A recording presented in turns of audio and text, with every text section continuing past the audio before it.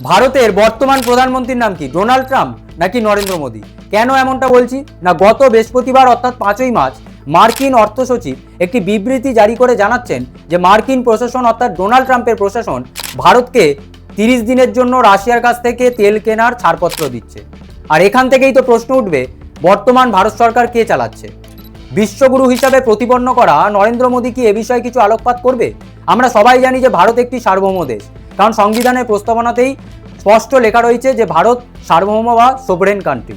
হতে পারে বেশ কিছু বিজেপির নেতাদের শিক্ষাগত যোগ্যতার কারণে সার্বভৌম বা সোভরেন কথাটার অর্থ বুঝতে পারবে না, কিন্তু একজন রাষ্ট্রবিজ্ঞানের ছাত্র হিসাবে আমি এটুকুই বলবো যে সোভরেন বা সার্বভৌম হচ্ছে সেই ক্ষমতা, যে ক্ষমতা কোনো রাষ্ট্রকে আভ্যন্তরীণ ও বাহ্যিক দিক থেকে চূড়ান্ত অবিভাজ্য অহস্তান্তরযোগ্য ক্ষমতার অধিকারী, এবং যেই ক্ষমতার জোরেই কোনো রাষ্ট্র তার আভ্যন্তরীণ ও বাহ্যিক ক্ষেত্রে যাবতীয় চূড়ান্ত সিদ্ধান্ত নিজে নিতে পারে। আমরা সবাই জানি যে ব্রিটিশ উপনিবেশের অধীনে একসময় ভারত ছিল, তখন ভারতের কিন্তু কোনো সার্বভৌমত্ব ছিল না। দীর্ঘ লড়াইয়ের মধ্যে দিয়ে ভারত স্বাধীনতা লাভ করে এবং সার্বভৌমত্ব লাভ করে, যেখানে ভারত সরকার তার যাবতীয় বিদেশ নীতি, যাবতীয় আভ্যন্তরীণ নীতি নিজেই ঠিক করতে পারে। সেখানে দাঁড়িয়ে একটি রাষ্ট্র কার কাছ থেকে তেল কিনবে, কার কাছ থেকে কিনবে না, সেইটা কি মার্কিন যুক্তরাষ্ট্র ঠিক করে দেবে? এই নিয়ে কিন্তু প্রশ্ন উঠছে। দেখুন, আমেরিকা এবং ইসরায়েলের সাথে ইরানের সংঘর্ষ শুরু হওয়ার পর থেকেই পারস্য উপসাগর এবং ওমান উপসাগরের মধ্যবর্তী সরু প্রণালী অর্থাৎ হরমুজ প্রণালী দিয়ে জাহাজ চলাচল বন্ধ করে দিয়েছে ইরান। কিন্তু আন্তর্জাতিক তৈল বাণিজ্যের ক্ষেত্রে ওই প্রণালী অত্যন্ত গুরুত্বপূর্ণ। সারা বিশ্বের 20% রপ্তানিযোগ্য তৈল সম্পদ ওখান দিয়েই চলাচল করে। অন্যদিকে ভারতের মোট অপরিশোধিত তেলের 40% এই প্রণালী দিয়ে আসে, কিন্তু যুদ্ধ পরিস্থিতিতে সেই তৈল বহনকারী জাহাজ আপাতত আসতে পারছে না বলে জানা যাচ্ছে।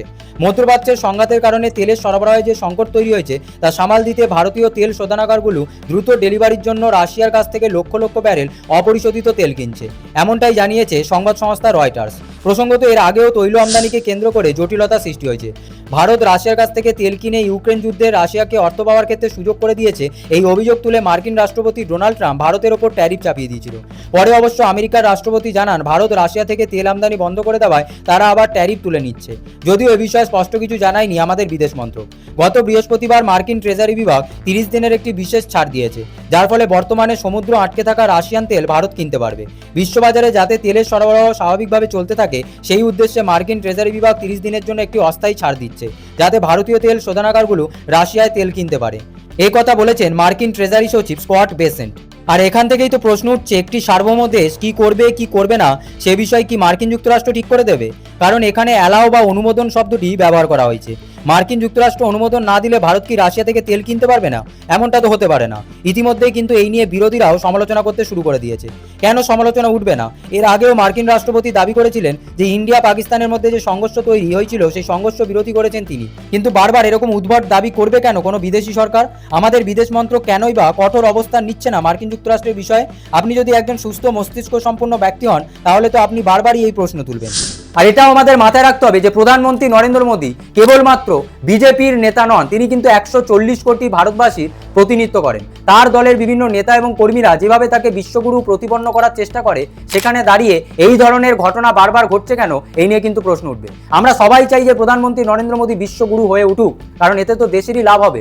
কিন্তু বিশ্বগুরু প্রতিপন্ন করতে গিয়ে বারবার যে এই ঘটনাগুলি ঘটছে, এটা নিয়ে কিন্তু বারবার প্রশ্ন উঠবে। তাছাড়া যেভাবে ভেনেজুয়েলার ওপর আক্রমণ হলো, যেভাবে ইরানের ওপর আক্রমণ হলো, তা কিন্তু কখনোই মেনে নেওয়া যায় না। কারণ সম্মিলিত জাতিপুঞ্জের সনদের 2-এর যে 4 নম্বর ধারা, সেখানে কিন্তু স্পষ্ট উল্লেখ করা হয়েছে যে কোনো রাষ্ট্রের রাজনৈতিক স্বাধীনতা এবং ভৌগোলিক অখণ্ডতার ওপর অন্য কোনো রাষ্ট্র বল প্রয়োগ করতে পারবে না। আপনাদের এই বিষয়ে কি মনে হয়? অবশ্যই কমেন্টে জানান।